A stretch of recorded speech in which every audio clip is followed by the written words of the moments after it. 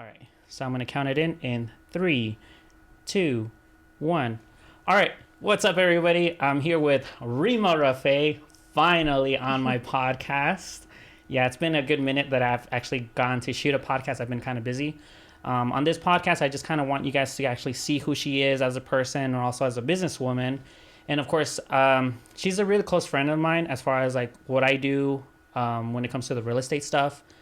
I kind of want to go back and forth on how we met, and then of course how our friendship has developed throughout the years, or I'm going to say 2 years that we've known each other. So that's kind of where the premises of this podcast is going to go for. So hopefully you guys enjoy it. So I'm going to leave it off to Rima just to give you a brief, background bio on who she is. So go for it, Rima. Well, I'm Rima Rafeh. I work with Keller Williams. I'm a local realtor here. I've been in the business since 2006. That makes it 14 years. I live in Santa Clarita, although my office is in Palmdale. I am a mother of 3 children and an older child too, my husband. I've been in Lancaster, Palmdale since 2006, 2007. Been practicing real estate ever since. I love what I do. Thank you, Irvin, for having me in your broadcast. Yeah. So as far as like, if you guys kind of give us a even smaller bio as far as like how you remember how we met, and then of course your experience as far as like when you first met me, if you can, just like as far as like first impression. First impression, you were quiet. We didn't talk much. I was still quiet. We were kind of like introduced to another party, Haria at that time. Mm-hmm. Once she wanted me to do a testimonial for closing a deal together. Yeah. And that's when I met you. I felt actually very comfortable shooting with you because I was starting marketing myself at that time and I wasn't very comfortable in front of the camera, and you made it very, very smooth and fun. And I remember hiring you that day because I was looking for a videographer for my daughter's for her graduation, engagement. Yeah, exactly. So we get that started. A week later or 2 weeks later, you shot the party. Yeah, the party. And we became close. We did a lot of things, fun activities together. Yeah, definitely. And we always have fun talking or shooting or laughing or running and killing ourselves. Yeah, so as far as like what the reason why I felt so close to you from the beginning, one, your personality. I always felt that you were pretty genuine as a person, and then also your work ethic. I kind of felt the energy as far as like who you were. At first I could honestly say I was pretty intimidated, not because of you, but because of the situation that I was brought in as far as like going into the office and then starting to do the videos for the realtors. I didn't know what I was getting myself into as far as like into that business, because it was like my first time dealing with realtors, dealing with any type of real estate business. So it was hard for me to actually direct anybody to say, oh, maybe if you say it this way, people will understand it. So maybe that's why I came off a little bit quiet, but as a person, I'm pretty quiet. Yeah, you are. Yeah. So, but after a while, like I felt pretty comfortable. Like after I did your daughter's graduation, and then I got to meet your daughters and then your son, and of course I'm really good friends with your nephew Rami. I feel really close to the family, so it's a lot easier for me to like just approach everybody, as friends rather than as a business, which I feel which is a lot better for me as a person to like actually be able to put in my input, like say, oh, instead of doing this type of video, maybe you should do it this way because I saw that you do this and people are more I was able to relate to you in that form, so why aren't other people gonna see you in that way too? So as far as like our relationship, it just kind of grew through the videos, but then also through the activities that we do, which, like you said, the running. Mm-hmm. The first time I ran with you, I almost died. I can honestly say you wanted to run with your camera and I ran to with my GoPro. Document everything. And I ran with my GoPro. My expectations were pretty unrealistic as far as what I kind of had expected. as far as that, how that went is that we had a charity for Grace Resources, Right. and they wanted a video, and I'm like, oh, let me document it, and then I'll document you running as well. But of course, I've never trained for a marathon, and it was December. I think the marathon's in March. Yes. And then, of course, in December, I got sick. January, I got sick, so I couldn't really train. So as far as like what I thought and what my expectations were, I knew 26 miles was still 26 miles. But when I would speak to you, you were like, no, I walk most of the time. So in my head, I'm like, okay, I could walk too. Like, if this lady could walk 26 miles, I could walk. But of course, that day of the marathon, actually realized what my walking is Comparing to my walking. compared to your walking. Your walking is not walking. It's basically like some sort of marathon, Olympic. I don't know what it is. It actually hurts more than actual jogging because your kneecaps, or my kneecaps, Right. they feel more like they get I don't know. I felt they were just getting really tight, because when you're jogging, you at least have that small bounce of like relaxing. But you're Yeah. walking, it's always a stride. So I honestly felt it right away. Like I was like, yeah, this is not walking. Yeah, I remember like this 8 or 9 miles that Yeah. you were kind of like struggling. Yeah, and of course I have bad knees too. So, and of course the fact that I didn't train for it Yeah. didn't help either. But as far as like how our relationship grew, I feel like doing all of these, our relation grew Yeah, from that. Just from it's that. not like just we're kind of business partners. Yeah. We kind of enjoy each other's company, Yeah, and exactly. we do enjoy the activities that we do together. Yeah. Even we might not be in the same level as far as physical. Yeah. Because as you know, I work out a lot and I like crazy stuff. You put me to any crazy activities, I'm there. Yeah. But it just, I mean, we still enjoyed the company and enjoyed Yeah. kind of challenging each Yeah. other, and we made fun. Yeah, We made exactly. fun with it and joked about it. Yeah, And we exactly. still do till now. Yeah, and I love those memories as far as like people that I meet or have met in the past 3 to 2 years that I've been doing officially full-time videography and photography. I've really gotten to know a couple people within that office, and then also outside of the office that I could honestly say they became my friends. But then like you, I've done certain things that I'm like, wow, that was very admirable, seeing you do 26 miles, or you even telling me about your triathlon or the bike race. Bike race, yeah. Like when we first met, I think that was one of our first videos, and we shot it, but you also spoke about it, and that for me, it's almost like I look up to people like that. Like I really admire people that are saying, well, I might be a mother, I might be a wife, but I'm also a businesswoman, and I'm also an athlete, and I also like doing this. It's almost like you're not giving up, not only on as yourself as a spouse, but also in life. Because I feel like a lot of people could just get content, Mm-hmm. and then just settle. Like, oh, I'm married. Like, okay, I'm not gonna do anything else. Right.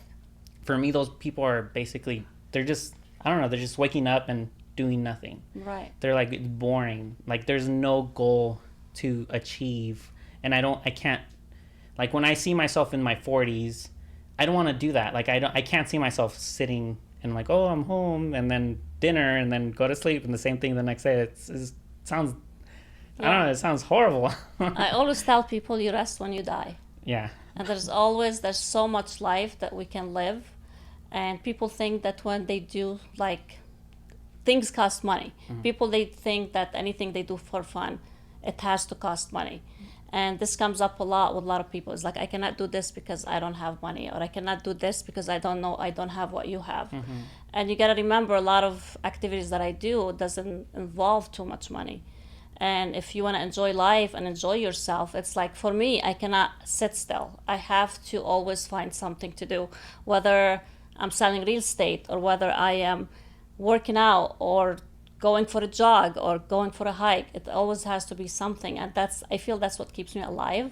And that's what keeps me wanna do more in life, and wanna like motivate people to do more, because life is too short. Yeah. Like life, you never know what happens. Like every single day, especially this year, like things happening on a regular basis, and we only have one life to live, and I want to live it to the fullest. I want to, like, when I get old and sick and on my dying bed, I just want to say I did it all. Yeah. And that's how I want my kids to live Yeah. life to the largest and Yeah. enjoy every single moment in life and go out and do whatever your heart desires. Yeah. It's just don't be afraid, don't be fearful of anything, Yeah. because there's no reason for it. Yeah. Like when I did the bike ride, like it was on my bucket list, and when I start training, I would had like the biggest nightmares that I was gonna die on that freaking ride. Honestly, like I would have horror stories. Yeah.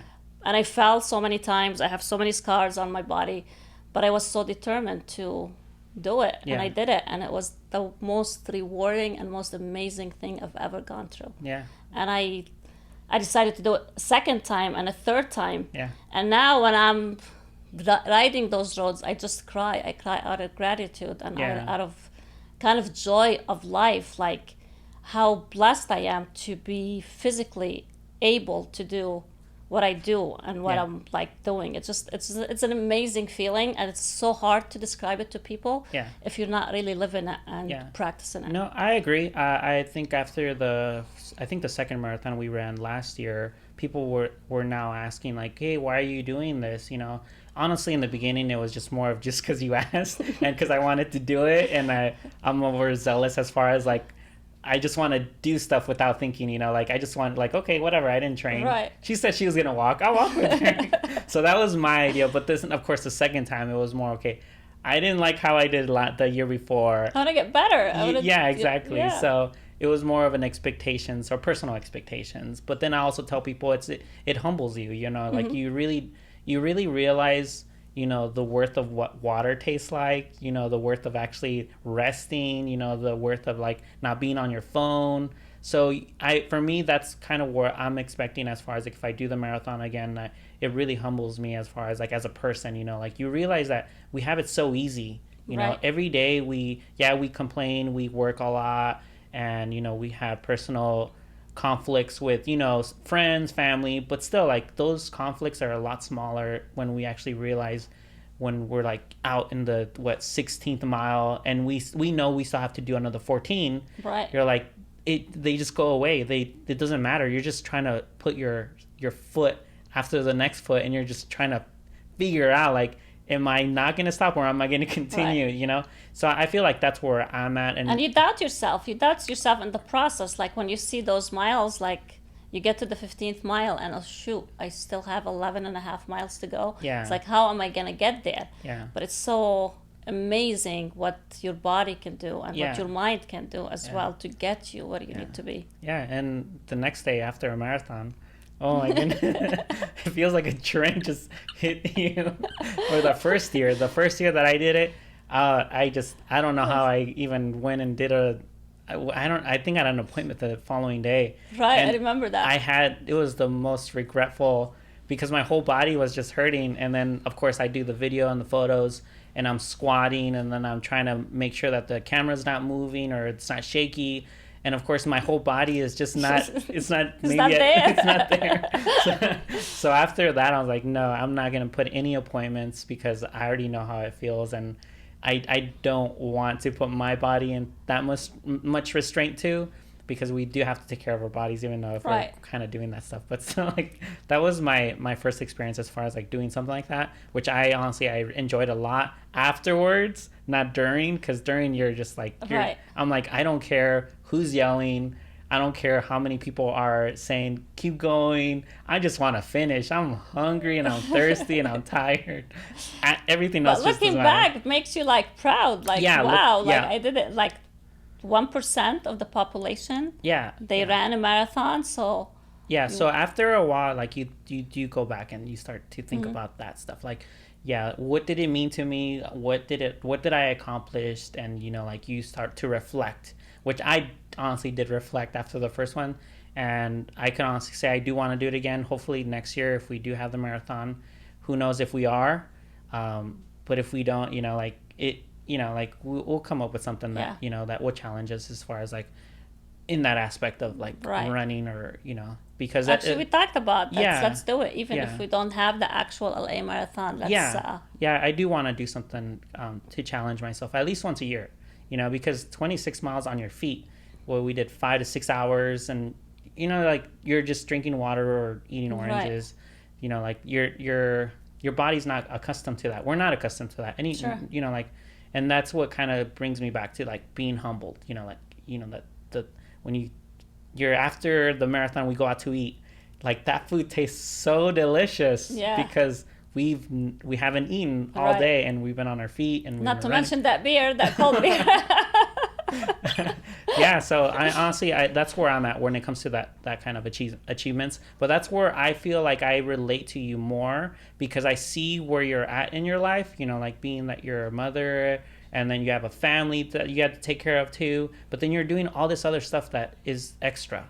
And it's very admirable. And I think the one thing that I asked in the beginning when we first met is like, what drives you or what gives you that reason to actually wanting to even do stuff like that? Like what's in your head right now? Like to say, oh, I'm going to go do a marathon or I'm going to go do another bike race. It's just like I said, it's the motivation and the feeling alive all the time. Feeling like when you do because any challenges you do in life that you haven't done before, it gives you that feeling inside that's like it tickles, you know what I mean? It's like I want to do it. Am I going to be able to do it? Like I always like to challenge myself to do more, but does that come from like when you were younger? I mean, I came to this country when I was super young. I was 15 and we came with nothing. Maybe it always gave me that drive to kind of like strive and survive and do more and provide more and be just doing all the time, doing what needs to be done to get to the next level. So I'm not sure what it is. It's just I love challenges. I love different activities. I mean, I kind of sad this year. It's the coronavirus and everything. Everything's shut down as far as races, Spartan races and everything that I'm doing. But it just, I always like to be doing something. I feel like sitting and doing nothing, it's just a waste of time. Yeah, I feel waste of time that we're never going to gain back. Yeah. Do you see any of your kids kind of like having that same drive as like where you're at? Because I know we're in different paths in our lives. Like certain things do cost money. Like if you would have spoken to me 4 years ago, I would have basically said no to the marathon because I wouldn't have been able to afford that money. It does cost money to run a marathon. Yes. And then of course the next thing is the bike racing. Like it costs money to have a bike. And those are expensive bikes. Right. But you're putting in that effort to actually say like instead of going and eating out or going to the movies or buying luxurious this or luxurious that, you're putting in it to like something to benefit you. So as far as like when it comes to your kids, because that's kind of where I was at, do you see them having that drive because I see it on like some of them right now? Right. I mean, some of them. I mean, as far as physical, I'm not sure if any of them will be as crazy as I am, honestly. Yeah. Because I keep pushing them to because it will feel amazing if one of my kids will join me on any of these activities. But as of now, I haven't been successful. But I mean, I see the drive in different areas, like being successful and being business-minded people and want to do more in life and want to get somewhere. I see that, but as far as physical aspect of it, I don't see them doing the crazy stuff that I do. Do you think they'll get into it later on in life once they start to see that, like, oh, maybe I should kind of do it because my body's changing and I should challenge it? Is it that? Maybe. I mean, I didn't start, like, I've always been active, but as far as the crazy stuff, and maybe because, I'm now financially more able to do the stuff that I wasn't able to do before. And even with my kids, now my kids are adults, they don't need me as much as they needed me 10 years ago. So now I have that leverage to kind of do those races, the ones that they acquire traveling. I can travel without having any kids at home. So that's different from the past. That's why it's now I have that ability to kind of get out there and travel and do the stuff that I like to do and be away, even for training. Like anytime you do these excessive activities, you're gonna, like, whether you're training for marathon, like some weekends you're gonna be running for 2-3 hours a day. Bike, like when I do like my cycling for training, like every weekend I'm out on the road doing Yeah. miles and miles and miles to get where I need to be. Yeah. So that if you have little kids and infants and toddlers, that probably is not too much of a good idea for a mom, and I totally get it. Yeah. So maybe later on life when they kind of like settle and Yeah, they have they're bored, like, maybe a they'll balance. not that I'm bored. I don't want to be bored, but they probably, I don't know, but right now I don't see it. Yeah. No, I get it. Because I think the first thing that I did ask you if there was anybody else in your family that was doing exactly what you were doing. Like you're like always striving for something as far as like mental or you're always asking me about the media stuff too. So I feel like you're always wanting to learn new things, even if it's not in your category of business. But you're at least asking the questions where I'm always then Curious. Yeah, the curiosity of like wanting to at least know the basics, you know, like, and I feel like it's something that I see in only some people, not all the people. But what I've also noticed is that it's always the people that are successful that are asking certain questions. The people that I feel like are just kind of like lingering and just like living their life day to day are the people that are kind of stuck, but then they're also complaining, you know, Right. like they're the complainers. They're like, they're not asking the questions. They're just complaining about why this or why this to me and blah, blah, blah. But that it's and I feel like with the one of my biggest reasons why I wanted you on the podcast too is because I have a lot of friends that are around my age, and I have a lot of female friends too, and I kind of want them at least to hear it from someone that or it's that it's basically in a position in life where she did do the family, you know, and she is now doing the business, you know, and now she's trying to achieve more than just business, you know. I feel like you're almost like a grounded based in your life now, like where you figure it out, like you know, like you raised your kids, and then you like you said you didn't have the time or you didn't have the leverage to say like, okay, well, I want to go do this, but you have the responsibilities of like you have to take care of your kids. And I feel like a lot of people are just like in the position where like they have this fantasy of what life is, like, oh, I'm gonna have a family, but they don't realize that when you have a family, your own personal life, as far as like your own like small goals that you wanted to achieve, they're not the same. The timeline is almost like you have to take a step back and realize like, okay, I have this little person that I need to take care of now. Sure. And it's the person that I need to like make sure that they grow up, not just like feeding them, but you're actually like teaching them, you know, like to be a good person, you know. Right. And that's something that I want people to hear, not from me because I don't have kids, from you because you have kids. And like I said, you're always achieving, and you're always telling me that you're going to go here to this seminar and you're going to go there and it's almost like you're always wanting to learn. And even the people that I've met that are in the same business that you are, they're always asking certain questions, but they're not actually applying those questions to their life. You know, they're not actually spending the money to actually say, I'm going to go spend this money so I could go learn. They're just, oh, why does it cost this much? And nothing gets done, Right. you know? So I feel like it's something that I feel like you have that I would want, not old, like the younger guys or the younger girls, but also like maybe people around your age too, to like kind of like, hey, yeah, you could do it, you know. It doesn't happen overnight, you know. Like it's like people think that what I do is for fun, and they don't take it seriously. People think that real estate is easy. It's easy to get the real estate license, but it's not easy to become a successful real estate agent.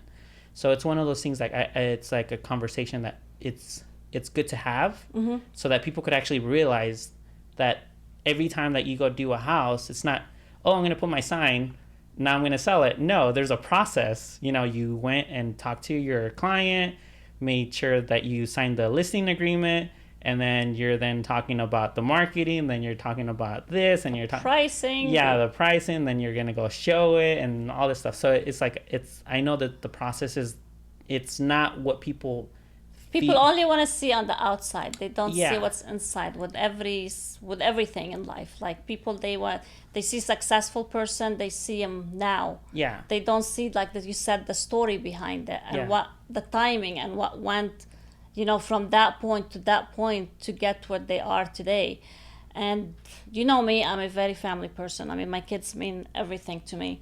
And when they were younger, like, I choose to stay kind of partially home because I wanted to be with my kids. I didn't trust babysitters. Unfortunately, my mom is not close to me.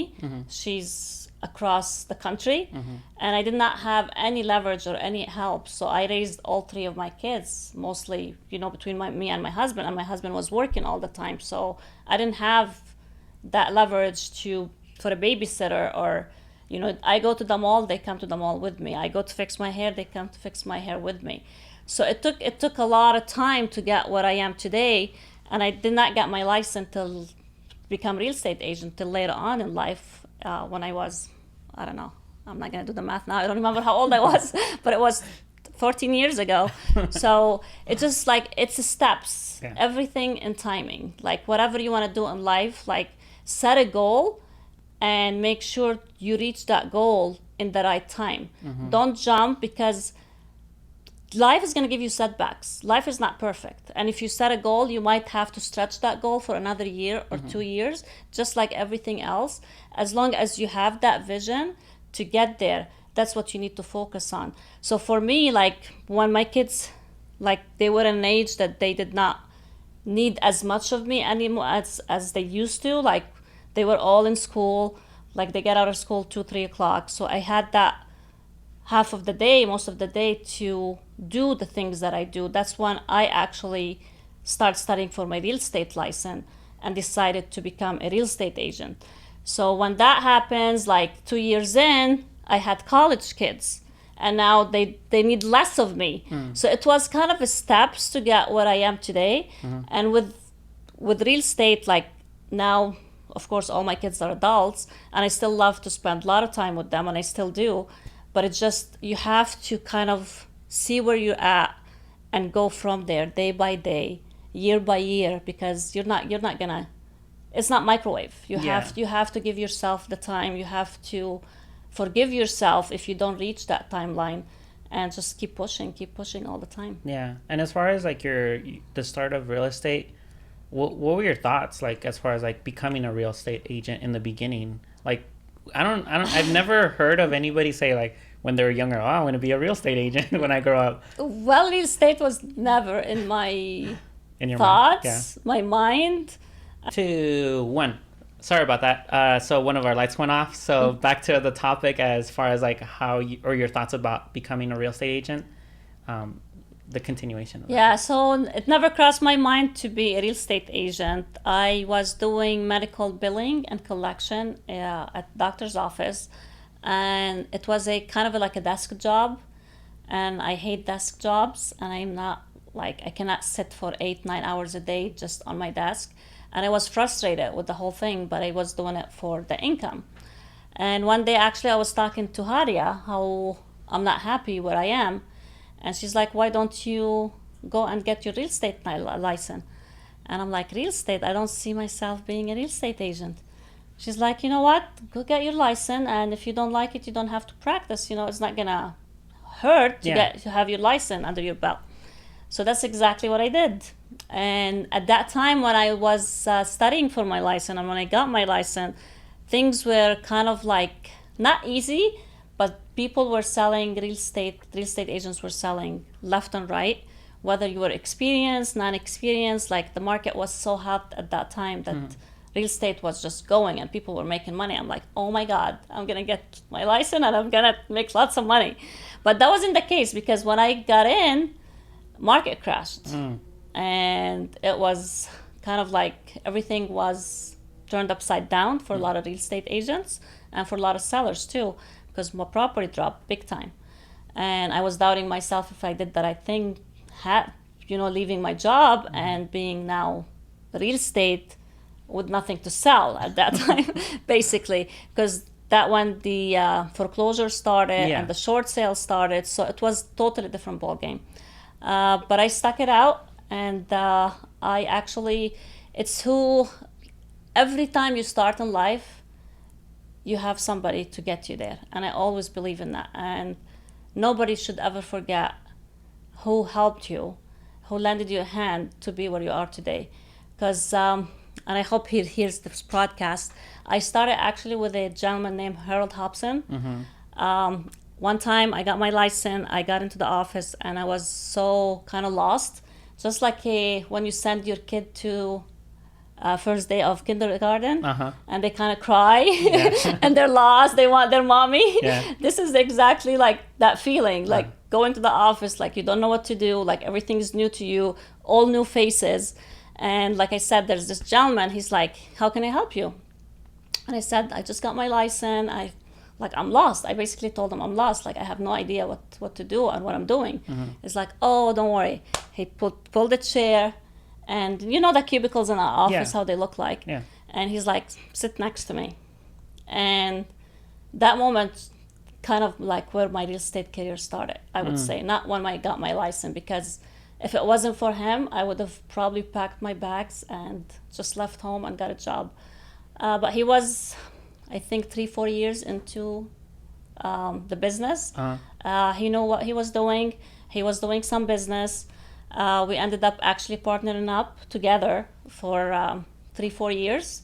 Not sure where he's at now. Things did not continue. But I owe it to him because he was a big impact on my business and for who I am today. And I always tell people, don't ever forget who helped you.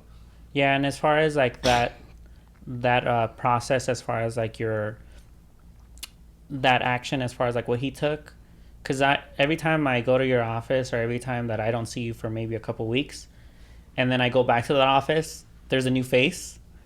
Being that he helped you, is that where you think you're kind of going off of, like, because I always see you helping other people too, as far as like bringing into the team and then helping them grow, you know, either as an agent or a part of the group in some way.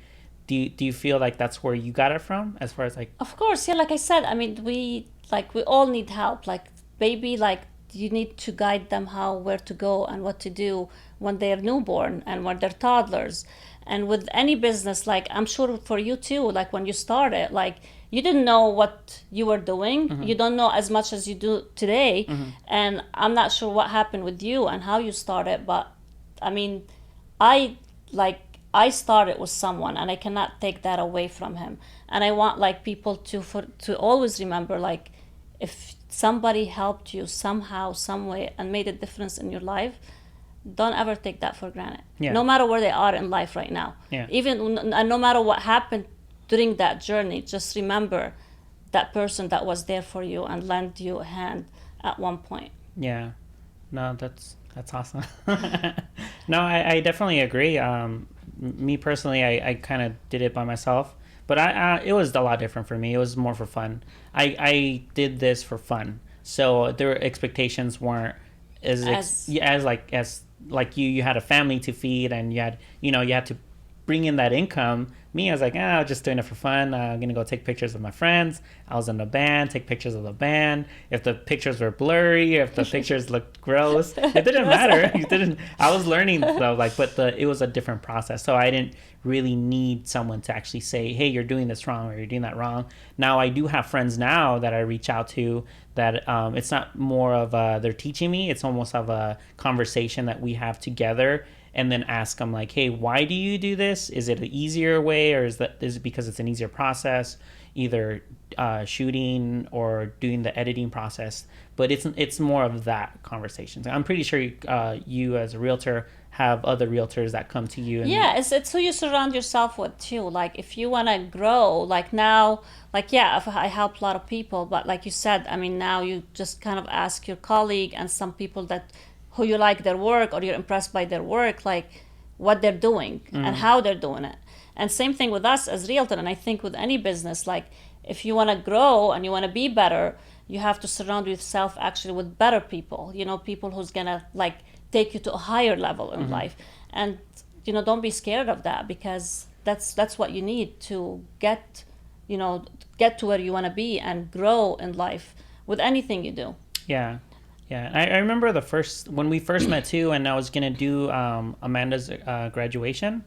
And this is where I felt comfortable with you, because you started to open up as far as like you as a person, as far as like how stressed you were, in that time because you were working a lot. You had family coming over, and then you had Amanda's graduation, and you're trying to surprise her with me doing the videography, photography. So you're scheduling everything, and then you were telling me how stressed you were because you had your clients calling you, and then you're trying to take care of business, and you're trying to take care of the venue, you're trying to take care of the DJ, you're basically taking care of everybody.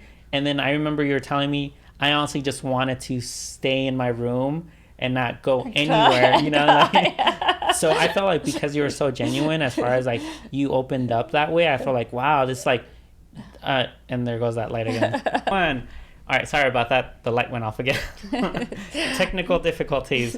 Okay, we're talking about how I felt you were more of a person because you opened up as a person when we first met, as far as like you actually saying how stressed you were and how overwhelmed you were. And as far as what you said in the beginning, people only see the highlighted points as far as like successful people. They only see the money. They only see the items. They only see the trips. They only see like the montage of a happy person as far as like being successful, but they don't see the stress. And that's kind of where I felt that I kind of like connected because of that. And but yeah, I remember you're just kind of like, it was too much, you know, like you had family, you had this, you had that, and then I'm like, wow, this lady actually she does it. She actually does stuff. You know, she actually has a soul. Yeah, and I feel like that's very important that people actually recognize too. Like as far as like as a person, a lot of people see successful people as just being successful. You know, like you hear people like saying, "Oh, I wake up at 4 a.m," and I'm like, man, I could barely wake up at 6. But how did they get to that 4? You know, it wasn't, you know, like stepping process. You know, like me, I still have a hard time waking up at 6. And even I have friends that wake up at 9. I have a hard time sleeping till 6. Right? Yeah, and they fall asleep at 6. But it's one of those things like you just have to force yourself. You know, like my friends think that I do so much and they don't understand how I do it. But it's almost like they think it's easy, that I just wake up and I have all this energy and I'm just in my head. I'm like, okay, I'm going to achieve this and I'm going to achieve that. No, it's just like I baby steps. You know, like I started waking up early because I knew I had more work and I don't want to go to sleep going to work. You know, like I don't want to go to sleep at 11 or 12 o'clock. So I know I have to start waking up earlier so I can start working earlier. And that way I could have more free time around 9 o'clock or 10 o'clock and then just kind of gradually let my mind just settle. Because I do have a hard time falling asleep to begin with. And then going to sleep at 12, working the last thing. And like, I can't. I'm going to go to sleep at 2 in the morning because I'm going to overly process everything. Right. Yeah, but yeah, I feel like it's very important that people understand that though. Like as far as like, not only from me as a creative, but also as a business, you know, like what you guys go through. And so like, I mean, something has to give. Like if you really want to take care of your body, take care of your health and want to work out, yeah, you cannot sleep till 6, 7. And start work at 10, 11 o'clock. You got to get up early. You got to do what you have to do. And for me, it's kind of my working out becomes a habit. It became a habit through my life. Like I have to have that in. It's part of my life. Just like eating and sleeping, I have to work out in the morning. So I have to get up super early to get that done because I don't work out and it has to be done in the morning. Yeah, and it's a sacrifice. Like, yeah, if I can choose to sleep those 2 hours in the morning and get some extra sleep, but I choose not to. It's a choice. Every one of us has a choice in life. And what's your choice is going to be? Your choice is to sleep in. Probably you're not going to get the body that you want, or you're not going to have the business that you are dreaming for. So it's choice that we make every single day. Yeah, and I think the one thing that I spoke to Burika, he's actually the owner of the studio. Before I got here, I had a listing to do in the morning, and then I had to send out the Matterport and the listings of yesterday, and then check up on all that stuff. And then I had people just texting me left and right, making appointments. And then every time I was doing one thing, someone else would want something else, and my brain just kept going back and forth, and I was basically just everywhere. It was just getting clustered, and I actually felt really tired, where I knew that I had maybe 10 minutes to just like relax so I basically I have a therapy roller for my back, so I just put it on my floor and I just roll it on my back. I'm not even playing. I didn't know how tired I was. I fell asleep for 10 minutes. For 10 minutes, I closed my eyes, and I am not a napper. I can't nap. Like, it's not, my brain just doesn't turn off that quick. But because I feel like I wasn't thinking about napping, I was just thinking I'm going to roll my back because I've been sitting like this on my computer for a good minute. I just laid on my floor. I closed my eyes. Next thing I know, I opened my eyes, looked at my watch, 10 minutes passed by. And I felt so good. I'm like, wow, I needed those 10 minutes, but I didn't realize how tired I was, and then I'm here. And then that's kind of the one thing that I want people to realize. It's a process. Like, Yes. you just have to keep going. Like, yes, I am tired, but we're doing this, Right. Like, yes, I know you have stuff to do, but you're here, and I think those are the sacrifices that people don't realize and people don't want to give into. They're like, oh, I would rather go home and watch this episode of whatever. Right. Or I would rather just go home and chill. That's fine, but don't tell me that you don't have this or you don't have that. Or you don't have the time for this or that. Yeah, because- exactly. Because you do have a time. You Of course. have the same amount of time and hours that I do and that you do. Mm-hmm. And I'm a creative becoming a business.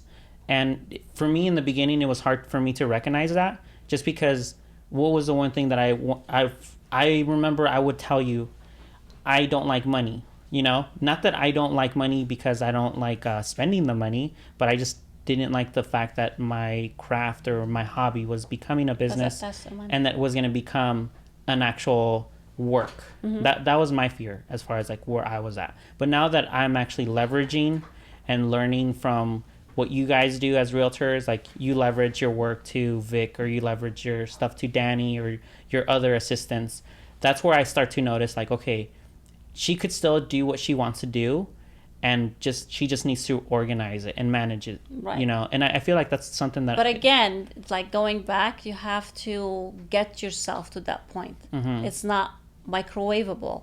It's baby steps to get where you need to be. You put the extra work at the beginning. You stayed up so late, like you sacrificed so much to be where you're at today, to create that leverage for yourself and your business. It does not have people, but they need to realize it does not happen overnight. Yeah. It's the steps that you have to take, and you have to pay the price at the beginning to get where you need to be.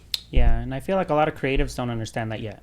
They're still in the fantasy of just, I have a camera or I have a computer and this is for fun and I should be getting paid $2,000 for one project. No, Doesn't work that way. and you have to do a million projects to get that amount of money that you're worth for that one project. Who are you? What's your name? What's your brand? Nobody knows. You have to basically understand that your name has to become your brand has to become something. I always tell people now that I work with, people that I don't work with, if you haven't worked with me, it's probably because you haven't done anything. It's almost like you have to get to know me for me to actually recognize you as far as a business now. Because if you haven't done anything, or actually I had a friend that told me I'm not even gonna sell what she's selling, because it's like I don't want to out her out, but she's trying to sell me something. And she told me what her boss, or I don't know who he is. She told me he's worth $100,000 a month. First of all, don't talk to me about money. It's a turnoff. If you start talking to me about money, about how much this person makes, I don't care. Right. I would care less if you drive a Bentley or if you drive a Toyota. So she told me, well, this is what he's worth, but then she sends me something as far as the marketing to get me to buy what they're selling. It was terrible. And then when, like, the fact that she told me how much money he's worth, and then what they presented me as far as like their, like, not even the product, it was more of the marketing video. If you make that much money and then you're leveraging and you're giving me this, like, it's not gonna work. You already sold. You're already, like, basically, you failed. Right. Like you did the bare minimum for yourself. Maybe she was going a little higher than, like, just, people do like money. So if they hear how much money this person makes, it's almost like oh yeah, I should really listen. But for me, it's the opposite. I honestly feel like if you're gonna make that much money and you're putting the bare minimum to your product, no one's gonna ever listen. Of course. Some people are gonna listen, but it's gonna be very weak at the end of the day. It's like it's gonna be momentarily. It's just gonna be a moment that happened, that you got certain people that got excited because you told them about this celebrity, that celebrity, or Right. you heard this name, that name, and you heard that he makes this much money, but at the end of the day, the product is what? It's Yes. useless. It's a short time success. It's a very short time success. Like maybe they, like you said, they love the idea of the dollar sign behind it, but the actual thing was not the real thing. Yeah. And that's like, I mean, money is great. We all want to make money. We all want to make a living. We all have family that we need to raise and provide. But it's just in anything in life, you have to come from a place of contribution, and money will come. Like I never like checked how much money I'm gonna make on a certain deal. It's like how can I get it done and what can I provide my clients. That's all what's on my mind. Am I I'm gonna get paid at the end of the transaction. There's so many times that we probably not didn't make much because we had to save something during transaction and it needed to be done. So there was a choice, like losing that property for a client or not making as much as we thought we're gonna make, and what choices you're gonna make. And if you don't get it from this transaction or this person, like it's a karma. You're gonna get it from different people, different sources. So always in anything you do in life, just come from place of contribution, because that's gonna win you in the long run. Money is great, but Yeah. I mean, as you see me, I mean, I dress nice, but I don't have brand names, honestly, and I don't like to say, hey, I'm wearing a Gucci watch or whatever shoes. It's not me. Yeah. I don't like name brand. I see something on sale, I buy it. It fits good. That's all what I need. And if you could tell, you're copying my style of Yeah, we're colors both today. wearing oranges today, and we have an orange wall. Yeah. No, I agree. I and that's one of those things that I do admire about you too. You're a very humbled person, and I've met your family. They're really humble too, even your kids. And that's something that I've always kind of like look forward to. Like as far as like I see where you guys are at. I think it was a couple days ago, I'm gonna say, or a week ago. You asked me, where do you see yourself in 5 years? But I didn't even answer the question because it got interrupted by someone else. But honestly, like in 5 years, if anything, I would really like to be your neighbor. Like the position that you're at, I want to be, okay, I live next to Rima, you know? I'm like, if you have a party, you better invite your neighbor, Irvin, because it's going to be rude. If I hear music and I'm not there, it's... We throw good parties. Yeah, so that's where I'm going to be at. In 5 years, I have to be either close by or at least next door or in front of you, you know? That warms my heart.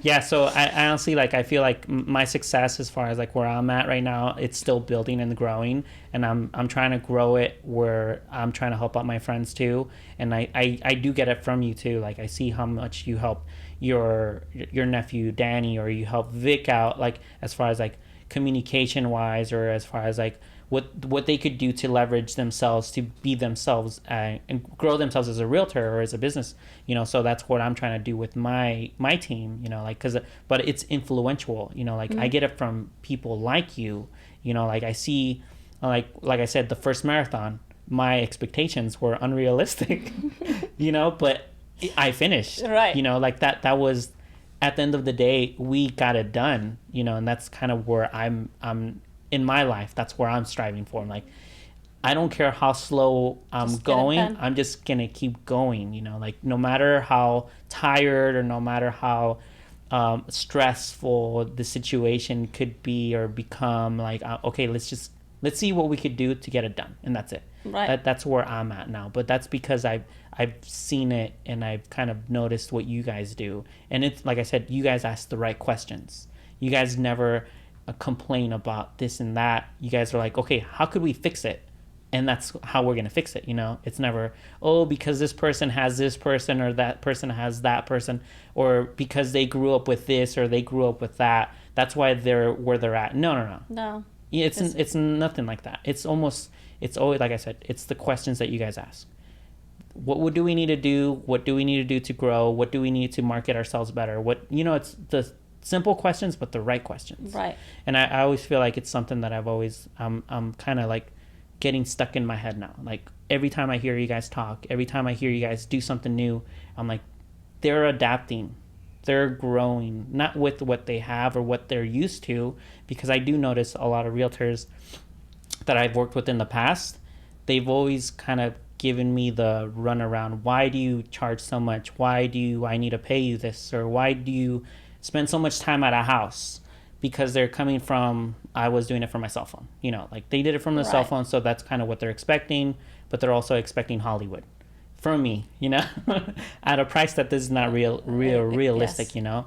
So as far as like when it comes down, what you said, as far as like always showing gratitude to people, as far as like who has kind of either giving you advice or who has given you some sort of leverage, you're one of those people for me, you know. And I feel like everybody knows that already. Like when I think I've gotten text messages from other realtors saying, oh, you're Rima's boy, you know. And I told you too, I'm like, hey, I've gotten a text, I'm allegedly I'm not Rima's boy. And I feel like certain people do get jealous as far as like why I hang out with you a lot, but it's because we have a friendship. Right. That's what it is. It's not because I prefer you over someone else. It's because when I started, you were there. Right. You know, if I would have started with someone else and they were just as nice, it could have been that I would have gone and did the same thing. You know, like became friends. But as far as right now in my life and in your life right now, like I feel like we were so connected as far as like we're in sync as far as like what do we need to do to keep Right. growing. And I feel like because of that, I'm always going and asking you questions as far as like in the market and what you guys are doing. But yeah, like I honestly, like I said, you're one of the number one top people in my like category of people that I have. Okay, who could I look up to? Okay, there's Rima, and then there's everyone else. Yeah. Well, you know, for me, it just anybody who I associate with in business, like some people they look, for example, like people, a lot of people they wanted to build a team. For me, I've always like, I look at my team as my team members, my partners. I don't look at them like a lot of team members, they have buyer's agent or listing agent. Those are my partners. Those are the people they're me. They're Rima. We're all one. It's not like you're working for me. We are in it together. And same thing with any vendors that I work with, like yourself. It's just like you're not my marketing guy. You are my team. You are part of me. And that's how kind of associate myself with everybody's around me. And that's I think what's like some people they just like look at their vendors as kind of like they're working with them. They have to write them that check at the end of the day. And I never asked you like how much do I owe you or how much you're gonna charge me. I've ever asked you that. Was never a conversation between me and you because I trust you and you're my partner. You're my partner on doing my marketing. Like we're our partners. You're not my marketing guy or you work for me. That's never the case with anyone that I work with. Yeah. So that's probably why I build better relationships with the people that I surround myself with. And I have to be comfortable with whoever I work with. Yeah. I want them kind of like to get me and know me personally, not just what people see on the outside. I want them to see the real me. Yeah. And kind of like people who associate with me, they kind of like, they know when I'm in a bad mood. They know when I'm in a good mood. They know when I'm trying to kill someone. When I'm yawning and sleeping and tired. Yeah, but those are the categories that I feel like a lot of people don't get to see because they're not in your office like I am. Like I do see when you're mad and I do see when you're anxious and I do see when you're stressed and I do see it when you're tired because I point it out. I'm like, Rima, you look tired. And you're like, no, I'm not tired. I'm like, yeah, why are you yawning? You're tired. But I feel like those are the things that I feel like it's very important for anybody as far as like if they're kind of pushing their market, always push your personality prior than your business. Your business is always going to be you, Right. you know. And that's the one thing that I've always kind of associated you with your business. I'm like, yeah, talk about the market if there's a gap or if there's something serious, but don't always talk about it. Right. Don't always talk about escrow. Don't always talk about this. You know, like as far as like who is going to end up using you is the people that are going to relate to you, people that are going to trust you. The way that you're talking about your vendors is basically your clients. Yeah. And I feel like a lot of people aren't realizing that yet as far as like when it comes to real estate, but this business is still new as far as like with any relationship you want to make, clients, vendors, like especially with clients, us in real estate, you have to search hard and dig deep in people's life and people's personalities and people's what they do on every day in and day out, like their family, like their occupation, their recreation, what they like, what they don't like. Like we are in a relationship business. We're not in the sales business. In Yeah. anything we do, we are in a relationship business, and that's how you succeed in life. But really knowing people in a deeper level. Yeah, and I feel like it's very important that people actually see your mistakes too, rather than Of course. your highlighted of every moment that you have in life. With that being said, I really want you to share the first time we went to the marathon and what happened going to the marathon, so that they could see that you're not a perfect person that remembers everything. And I know do you know what I'm talking about? My ID. Your ID. Do you kind of want to give that brief story? Because I always found that hilarious. That was hilarious. Yes. So the time of the marathon, the morning of the marathon, I remember you meeting me at my house, and I did not take anything with me except my phone and Your keys? My keys. I don't think I'd even taken my keys. No. No, I took only thing I took is my cell phone. And I remember you saying that bring your ID. Uh-huh. And I said, what do I need my ID for for the marathon? It's like, you go like, I remember you, well, whatever. So Uber picked us up at that time. Uh-huh. And nice Rima did not put her seatbelt on in the back seat. And we got stopped by the police. Uh-huh. And he fined us for a ticket, and he asked for my ID. And I did not have my ID, of course, and that was a bigger problem because I'm not carrying my ID. But that wasn't a nice... And of course, we're in a rush to get to the marathon, too. We were in a rush. We were late, actually, to get to the marathon. Yeah, we're in a rush. And by the help of God, we actually got cleared there. We got cleared from the cop because he looked me up by my name. Yeah. He insisted on giving me that ticket that morning. Yeah, I feel like he was in a bad mood, too, as far as, like, who he was. Authority figures, they understand, like, stuff happens. The way that he was acting, I don't think he's a morning person. I don't think he should work that morning shift anymore. Because the way that he was, the way that he approached it, I was like, come on, just... Like, we're running marathon. Remember, I told him I'm running marathon. I'm going to be late. And I'm going for a good cause, too. It's like, you should be carrying your ID with you. Yeah, it's just his attitude. It wasn't that approachable. But that's another story within itself. But the fact that the way that it happened, I'm like, okay, bring your ID, Rima. Nah, I don't want to bring it. I'm like, okay. And then we go and get stopped by a cop. Coincidence or what? What was that? Yeah, but that's one of those things that I will always remember because it's just like it happened just like randomly, and it was a bad situation as far as like when it happened because we were in a rush. We were late. We were late to begin with, and then we get stopped. Right. And then once again, I feel sorry for the Uber driver. Because he got a ticket. He got a ticket. Well, he didn't get it. Technically, he got a ticket because he was speeding. Yeah, so he didn't get a ticket for us. He got a ticket because he was speeding. But I feel like because we were telling him that we were late, that's why he was rushing. Yeah, that's why he was speeding. But I feel sorry for that guy.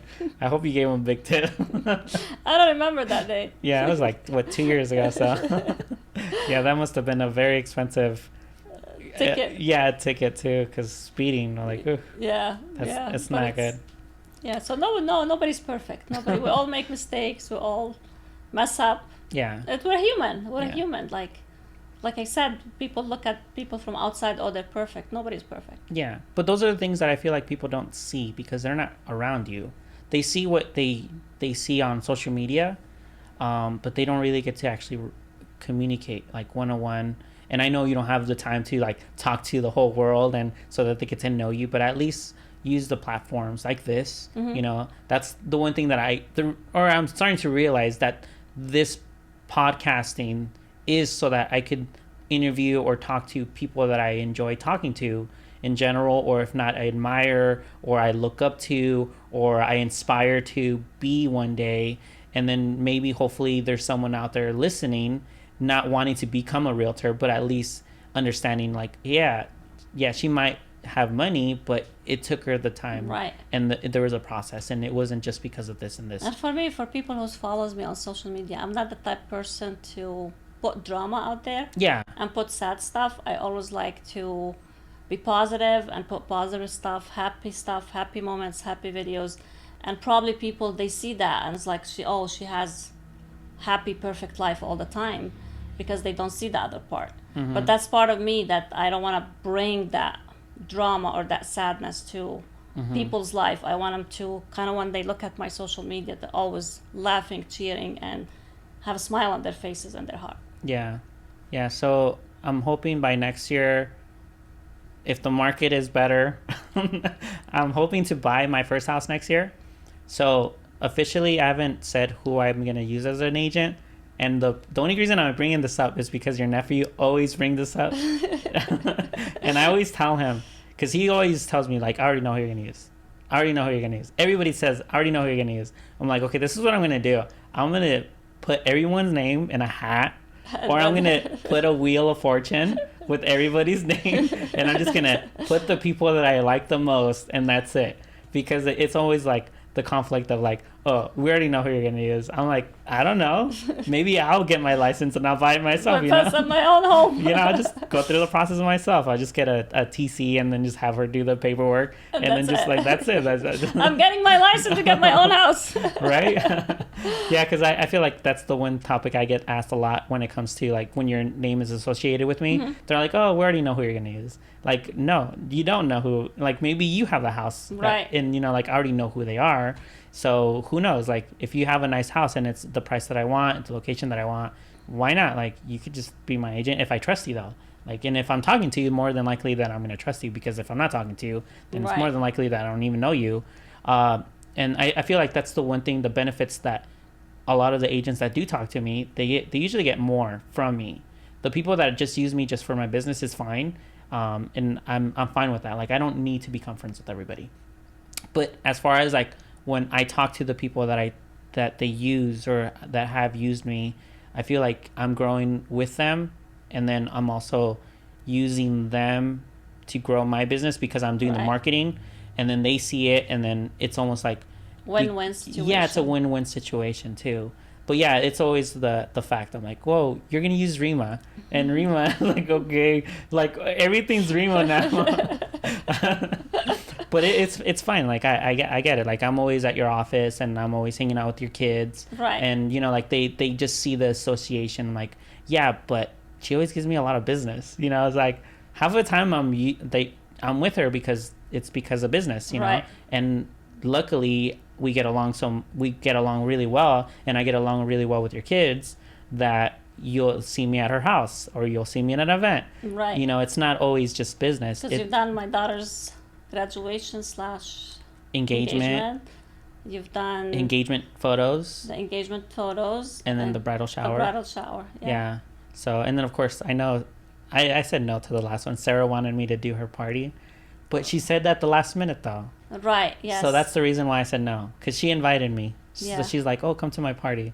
And then last minute, Irvin, I want you to I'm like, no, you can't do that to me. I was so excited just to go to your house. Go to the party. Yeah, I just want to go to the party sometimes, you know. I don't want to work all the time. But she understood too. She understood. She's like, but yeah, that's the reason why I'm always with you, or I'm always with your kids, because I enjoy the company, you know. Well, we enjoy yours too. Yeah, thank you. That's why you're always at my house. Yeah, so 5 years from now, whoever's living next door. You better buy the house from me then, if you're going to be my neighbor. Yeah, whoever's living next door, it's just, you got to move out already. Just start thinking, you know, Texas looks pretty good now. Start retiring out there. Yeah, so, we'll see what happens, but hopefully next year, I'll purchase my first house, and like I said, depending on the market and depending on where I'm at financially too. Of course. Because right now I'm doing really well, but no one knows what's going to happen within a year. So that's my plan as far as like what I want to do. Because I know you asked me that last time we were in the office. Right. So that I just never got to answer because someone came in. I forgot who came in, but we got interrupted. Yeah, so as far as like to conclude this podcast, and thank you so much for actually coming on. Oh, thank you. Is there anything that you would want to just add on as far as like anybody that you want to just plug in, like or something you want to ask me that you didn't get to ask, or I don't know, like anything? What's your goal with your podcast? My goal is to be honest with you, there isn't a definitive goal as of right now. It's more of I wanted to do something different as far as like what I do on a daily, because I do take pictures every day. I do videos every day. I edit videos every day. but there was nothing that I was doing for myself anymore because everything was for someone else. And knowing how to shoot a podcast, knowing how to edit a podcast, it just seemed like the easiest way for me to do something for myself. But then now that this is what's going to be my 5th podcast, I think. 5th or 6th, I don't remember. Now that I'm doing it, I feel that it's more for me to understand myself through other people. That I think that's what the podcast is now. It's so that I could grow through having a conversation. You know, like we have conversations in the office, but I feel like it's the more conversations you have. Yeah, and then also it's good for other people to actually hear them too. You know, like this podcast, I maybe get 100 views, not a lot of views. I don't care. That's not the point of the podcast. Isn't so I could get views or I could get popular. It's for me, and that's it. Right. Anything that I've done has always just been because I've enjoyed it or because I just wanted to try it. You know, and like you, I don't feel comfortable in front of the camera.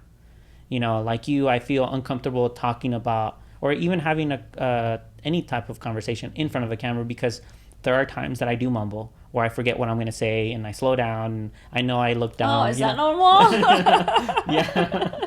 So it's the same things. Like I just want to get more comfortable being in front of the camera, but also I want to feel comfortable and have people see and kind of like maybe grow where I'm at, you know, like this is something new for me, you know, and then I just want to understand who I am through other people's eyes, you know. Awesome. I think that's what it is. Yeah. Well, I want to thank you for having me. And if you guys are interested in follow me, Rima Rafeh 1 for my Instagram, and you can find me Rima Rafeh anywhere on my other platforms. Yeah. All right, you guys. Thank you guys again for listening, and hopefully, I don't know who I'm gonna have next, so we'll see. All right. Who tops Rima? All right, later.